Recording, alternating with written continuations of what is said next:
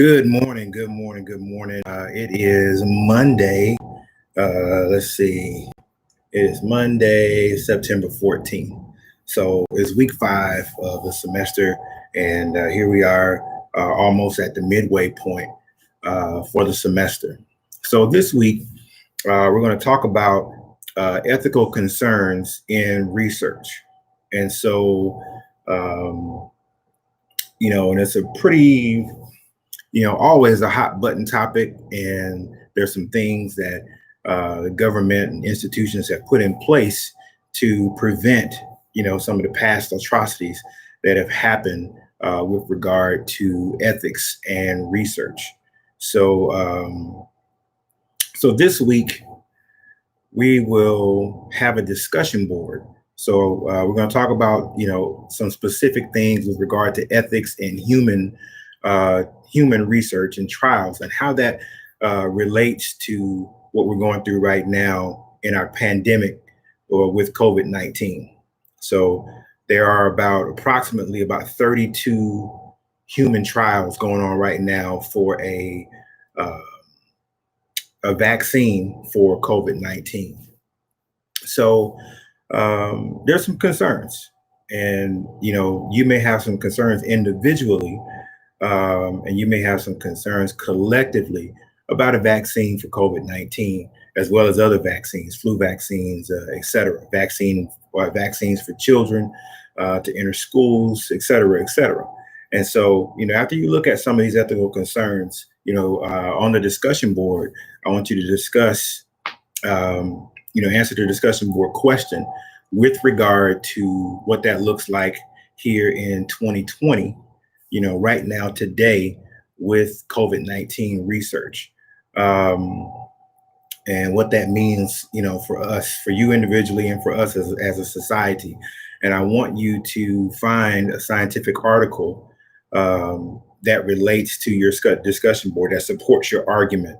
Um, and I will allow for this particular discussion board periodical, something that's, current, with regard to, a magazine or a blog, et cetera. And so I want you to look at APA guidelines, 7th edition, and to make sure that you cite it properly so that we can avoid, plagiarism with regard to citing the article. And so very, very, very, very, very hot button topic right now, as we look for vaccines for COVID-19. So I don't want to lead the witness. I don't want to give you guys any uh, heavy guidance in terms of which way you want to go. I really want you to formulate your opinion and think about how the past atrocities that have been perpetrated by various governments, especially, including our own here in the United States, and how that relates to where we are today and how people feel about vaccines. So, so that's about all I'm gonna give you. You can kind of guess, how I feel about it and how I feel about vaccines, as a clinician and as a public health professional. So, so let's turn our attention quickly to ethical obligations in research. So, as a researcher, um, you're responsible for your participants. So, um, you have to keep them from hurt, harm, or danger. And so you're responsible for your own actions and those of any research aides. So anybody that's on your team, you want to make sure that they are um, currently up to date with research protocols, research methods, and the things that you're going to do to collect data. Um, and so participants must provide informed consent, meaning that they must know that they are in the research study. Um, and so the researcher protects the participants from hurt, harm, or danger and discomfort. And so you must also maintain anonymity for your research participants. So you want to make sure that information is de-identified so that information cannot be traced back to that particular individual. Participants should not be coerced, meaning that their employment, their benefits, something that relates to their well-being should not be hung over their head with regard to them participating in the research project. And the researcher has a responsibility during and after the investigation to safeguard the participant data. So, once the data is published, you want to make sure that it is protected. So again, so that data cannot be deciphered and traced back to individuals. So whether you're taking blood, whether you're doing, especially when you're doing physical research or psychological research, social research, whatever type of research you're doing, your data must be protected. And then the researcher must provide an honest disclosure of results, even if the results are not what you intended them to be. So you must provide a disclosure, for those results. So I'm going to talk briefly, just briefly about a couple of things that have happened from a historical perspective. So in World War II, you had the Nazi experimentation on political prisoners in the concentration camps. And so,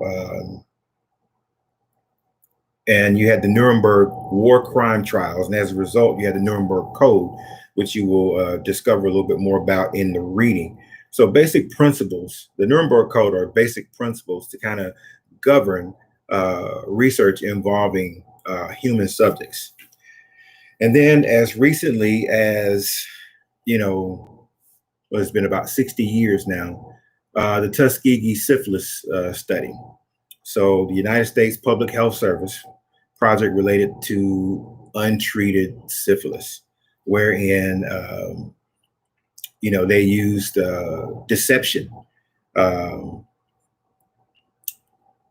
to coerce participants to be in this study. So the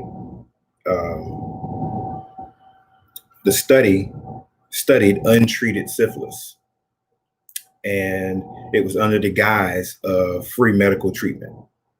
And this was perpetrated against, the African-American, Black community in Tuskegee, Alabama. And so those provide, some backdrop to ethical concerns, and there are more. We have plagiarism and people that skew their results, and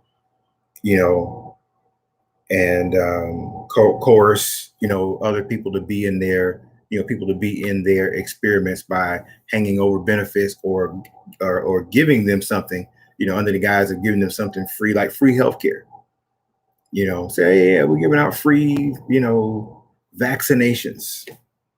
And, that vaccine may be a test virus of sorts. And people are doing this, unbeknownst to them. And, the Tuskegee experiment had, lots of bad outcomes. And it wasn't until, I believe, President Clinton gave a formal apology for the Tuskegee experiment during his presidency in the 90s. So again, as you read the chapter, make sure that you go through the highlights. And as you look through this particular presentation in PowerPoint, look through the highlights. You also have a quiz this week, about 15 questions to touch on, the high points of this particular week with regard to ethical considerations. And do not forget your discussion board. Your first post is due on Wednesday before midnight. And then your subsequent posts, your 2 posts to your peers, peer responses will be due by Sunday. All right. So hope all is well, as we continue to navigate through this semester Hope all is well with everyone, and have a great week. All right.